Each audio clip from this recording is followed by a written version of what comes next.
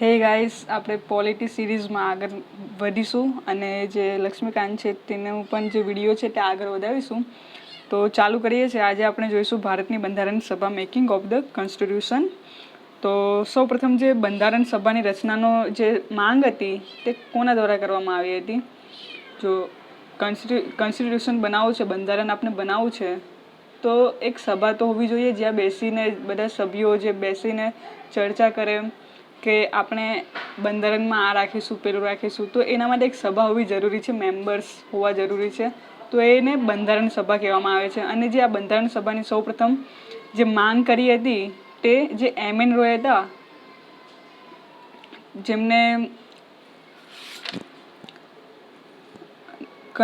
જેમને communist movement કરી હતી, તેમને 1934માં માંગ કરી હતી. એટલે કે માંગ મીન્સ કે આ જે બંધારણ સભા રચવાનો જે વિચાર હતો તેમને આગળ મૂક્યો હતો.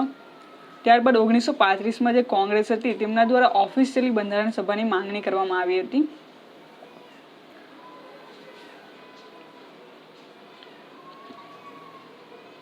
અને જે બ્રિટન સરકાર છે, બ્રિટિશ સરકાર, તેમના દ્વારા સૌપ્રથમ બંધારણ સભાની માંગણીનો સ્વીકાર ક્યારે કરવામાં આવ્યો હતો?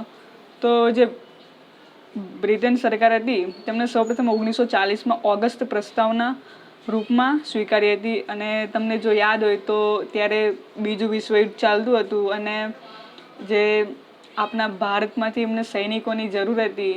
તો આ ઇતિહાસની વસ્તુ છે. તો આ જે ઓગસ્ટ પ્રસ્તાવ આવ્યો હતો તે તેના ભાગરૂપે જ આવ્યો હતો. બીજા વિશ્વયુદ્ધમાં આપણે એમની હેલ્પ કરીએ એમ. તો એ લોકો કંઈ આપનું ભલું તો નહીં જ ઈચ્છતા હતા, એમનો પણ કંઈ સ્વાર્થ હતો એની પાછળ.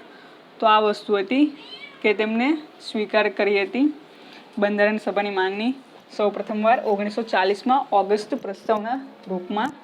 ત્યારબાદ જે 1942માં ક્રિપ્સ મિશન હતું, 1942માં ક્રિપ્સ મિશન આવ્યું હતું. તેમના દ્વારા બ્રિટિશ સરકારે સંપૂર્ણ રૂપથી ભારતીયોની બનેલ બંધારણ સભાની માંગ સ્વીકારી હતી. અને આ જે ઓગસ્ટ પ્રસ્તાવના છે, ક્રિપ્સ મિશન છે, એ બધી વસ્તુ જે હતી એ લોકો આવ્યા તો હતા, પણ જે ભારતવાળા હતા, જે કોંગ્રેસવાળા, તે લોકોએ એ લોકોનો અસ્વીકાર કર્યો હતો. જેમ કે ઓગસ્ટ પ્રસ્તાવ છે કે ક્રિપ્સ મિશન છે, એ લોકોની જેટલી પણ વાતો હતી તેમનો અસ્વીકાર કર્યો હતો. અને એ લોકો શું કહેતા હતા કે તમને આઝાદ તો કરીશું અમે, બધું તો થશે, બંધારણ સભા પણ હશે, બધું જ હશે, પણ ડોમિનિયન સ્ટેટસ, એટલે કે જેવું હમણાં ઓસ્ટ્રેલિયામાં તમે જોઈ શકો છો કે છે કેવું એમ સ્વતંત્ર જ છે, પણ કોના અંદરમાં આવે? બ્રિટિશ રાજા રાણીના અંદરમાં આવે એમ. એને ડોમિનિયન સ્ટેટસ કહેવાય.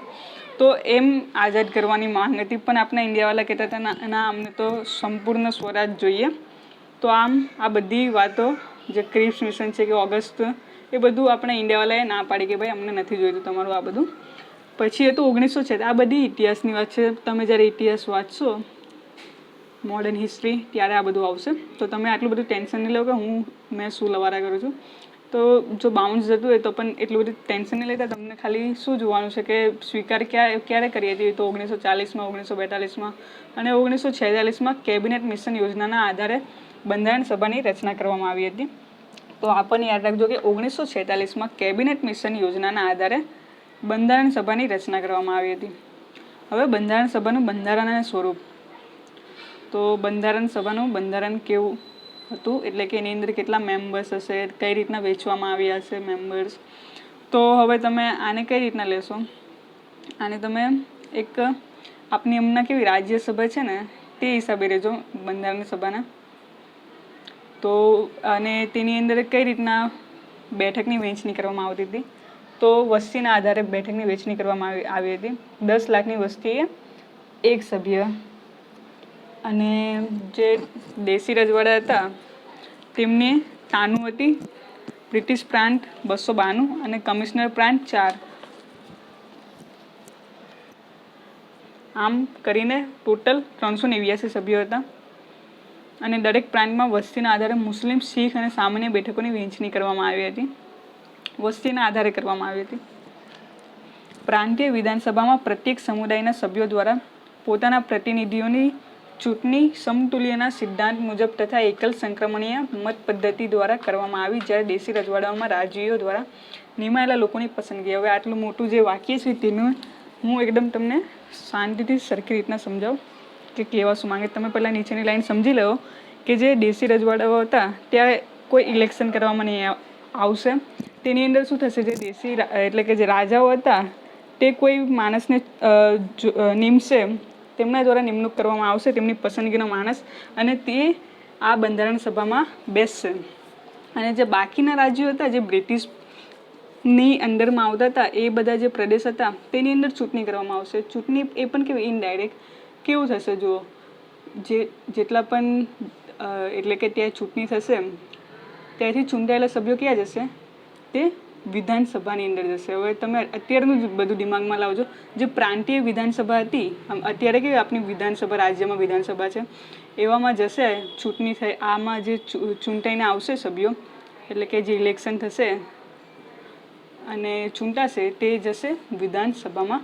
અને વિધાનસભાની અંદર કેવું થાય છે, જે રાજ્યસભામાં કઈ રીતના ઇલેક્શન થાય છે, રાજ્યસભામાં કઈ રીતના મેમ્બર મોકલવામાં આવે છે. રાજ્યસભામાં જ્યારે મેમ્બર મોકલવામાં આવે છે ને ત્યારે કોઈ ઇલેક્શન નહીં થતું, પણ જે રાજ્યસભામાં મેમ્બર્સ જાય છે તે ક્યાંના જાય છે, તે આપણા વિધાનસભાની અંદર જ ચૂંટણી થાય છે અને ત્યાંથી જ માણસ મોકલવામાં આવે છે ક્યાં, રાજ્યસભામાં.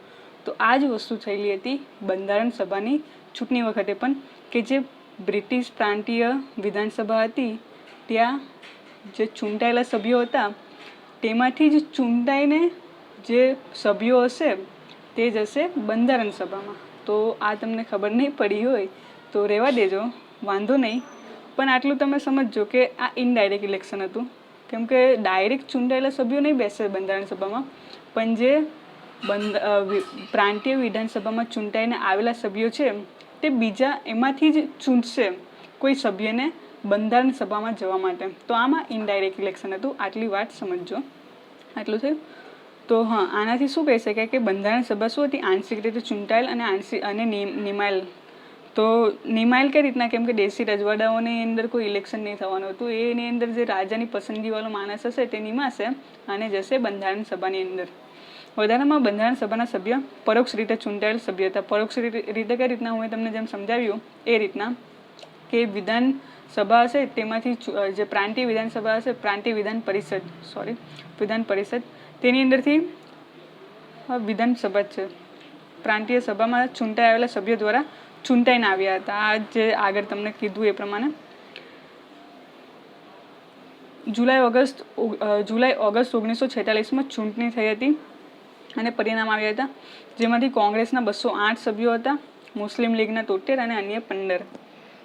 અને જે દેશી રજવાડા હતા એમને કંઈ પડી નહીં હતી, એમને પોતાના જે મેમ્બર હતા તે પણ મોકલ્યા નહીં હતા. જે બંધારણ સભા હતી તે પ્રત્યક્ષ રીતે ચૂંટાયેલા આવેલા સભ્યોની બનેલી હતી, પણ તેની અંદર દરેક તબક્કાના લોકો હતા, જેમ કે હિન્દુ, મુસ્લિમ, શીખ, પારસી, એંગ્લો ઇન્ડિયન, SC, ST અને મહિલાઓને પણ સમાવવામાં આવી હતી. હવે બંધારણ સભાની કાર્યવાહી. તો બંધારણ સભા તો બની ગયું,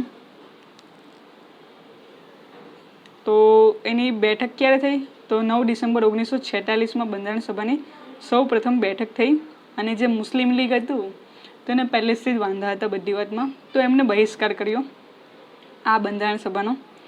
જે ડૉક્ટર સચ્ચિદાનંદ સિન્હા હતા તે અસ્થાયી અધ્યક્ષ બન્યા હતા. તેની અંદર કેવું હતું કે જે ઉંમરવાળા હતા, વધારે એજવાળા, જે ઓલ્ડર એજ, જે સિનિયર હોય તેને અસ્થાયી અધ્યક્ષ બનાવવામાં આવ્યા હતા. અને જે કોણ હતા, ડૉક્ટર સચ્ચિદાનંદ સિન્હા. ત્યારબાદ એની અંદર પણ વોટિંગ જેવું થયું અને એની અંદરથી કોણ બન્યા સ્થાયી અધ્યક્ષ, તો ડૉક્ટર રાજેન્દ્ર પ્રસાદ 11 ડિસેમ્બર 1946માં સ્થાયી અધ્યક્ષ બન્યા. અને જે VT કૃષ્ણમાચારી અને HC મુખર્જી હતા તે ઉપાધ્યક્ષ હતા. બંધારણ સભાના સલાહકારો કોણ હતા, તો BN રાવ. 13 ડિસેમ્બર 1946માં જે જવાહરલાલ નહેરુ હતા તેમણે એક ઉદ્દેશ્ય પ્રસ્તાવના રજૂ કર્યો અને 22 જાન્યુઆરી 1947માં તેને તે જે પ્રસ્તાવ હતો તેને સ્વીકાર કરવામાં આવ્યો અને આગળ જતાં જે આપણું બંધારણનું આમુખ કહેવામાં આવે છે તે આ જ છે. આનું જ સંક્ષેપીકરણ કરીને રજૂ કરવામાં આવ્યું છે આમુખમાં, જે જવાહરલાલ નહેરુ દ્વારા તૈયાર કરવામાં આવ્યું હતું. બંધારણ સભાની વિવિધ કમિટી હતી. એમાંથી જે યુનિયન પાવર કમિટી હતી તેનું નેતૃત્વ કોણ કરતું હતું? તો નહેરુ કરતા હતા. યુનિયન કોન્સ્ટિટ્યુશન કમિટી નહેરુ દ્વારા લીડરશિપ કરવામાં આવતી હતી.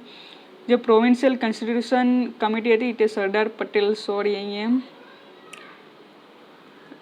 થોડીક રાઇટિંગ મિસ્ટેક થઈ છે, સરદાર પટેલ હતા. ડ્રાફ્ટિંગ કમિટી તો ડૉક્ટર BR આંબેડકર હતા. એડવાઇઝરી કમિટી, ડ્રાફ્ટિંગ કમિટી એટલે કઈ કમિટી? જે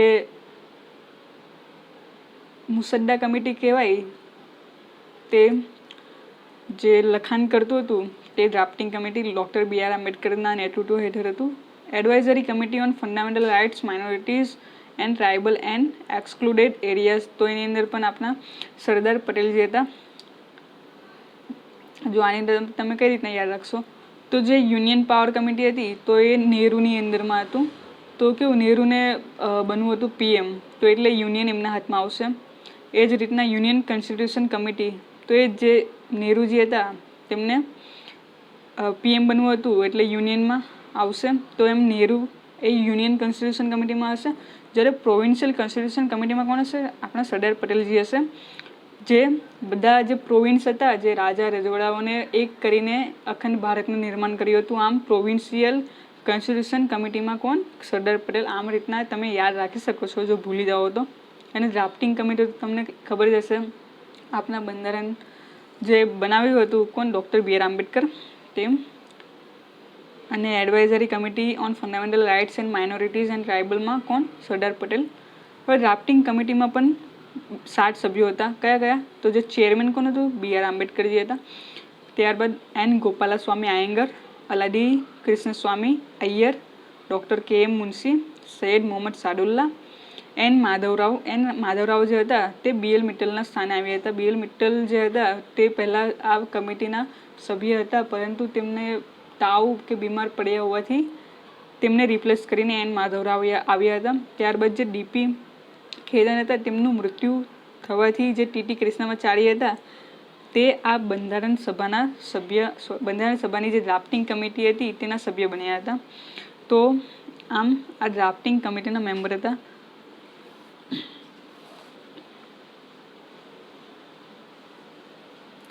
આ જે બંધારણ હતું તે બનવામાં 2 વર્ષ 11 મહિના અને 18 દિવસ લાગ્યા હતા.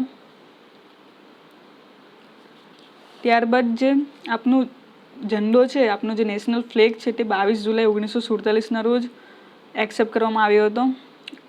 અને જે આપની જે રાષ્ટ્રીય ગાન છે તે પણ 24 જાન્યુઆરી 1950ના રોજ. આટલું બધું તમે UPSC માટે આ બધી જે નાની નાની ડિટેલ છે એ યાદ રાખવાની તમને જરૂર નથી. એટલું યાદ રાખજો, જે આ બંધારણ સભા હતી તે એકલું બંધારણ સભાનું કામ નથી કરતી હતી, પણ એ કાયદા બનાવવાનું પણ કામ કરતી હતી. કાયદા બનાવવાનું કામ એટલે શું? એક પ્રકારનું વિધાનસભા કાં તો ઇંગ્લિશમાં કહેવું તો લેજિસ્લેટિવ એસેમ્બલી તરીકે પણ કામ કરતી હતી. તો જ્યારે આ બંધારણ સભા એઝ અ બંધારણ સભા કામ કરતી હતી ત્યારે તેનું જે ચેરમેનશિપ કોણ કરતું? અધ્યક્ષ. ત્યારે તેમની અધ્યક્ષતા કોણ કરતું હતું? ત્યારે ડૉક્ટર રાજેન્દ્ર પ્રસાદ જે હતા તે એ બંધારણ સભાનું નેતૃત્વ કરતા હતા, અધ્યક્ષતા કરતા હતા. પણ જ્યારે આ બંધારણ સભા લેજિસ્લેટિવ એસેમ્બલી તરીકે કામ કરતી હતી ત્યારે તેનું જે નેતૃત્વ કોણ કરતા હતા તે હતા GV માવલનકર દ્વારા આની અધ્યક્ષતા થતી હતી. કોની? લેજિસ્લેટિવ એસેમ્બલીની. તો આ પણ યાદ રાખજો, જે બંધારણ સભા છે તે એકલું બંધારણ સભા તરીકે કામ નહીં કરતું હતું, પરંતુ લેજિસ્લેટિવ એસેમ્બલી તરીકે પણ કામ કરતું હતું. જ્યારે લેજિસ્લેટિવ એસેમ્બલી તરીકે કામ કરતું હતું ત્યારે તેની ચેરમેનશિપ કોણ કરતું હતું? ત્યારે GV માવલનકર તેની ચેરમેનશિપ કરતા હતા. પણ જ્યારે એઝ અ કોન્સ્ટિટ્યુશનલ એસેમ્બલી તરીકે કામ કરતી હતી ત્યારે તેની ચેરમેનશિપ રાજેન્દ્ર પ્રસાદ કરતા. તો આ વસ્તુ તમને યાદ રાખવાની છે આની અંદર. હવે જે આવશે આગળ તે વસ્તુ ઘણી ઇઝી હશે.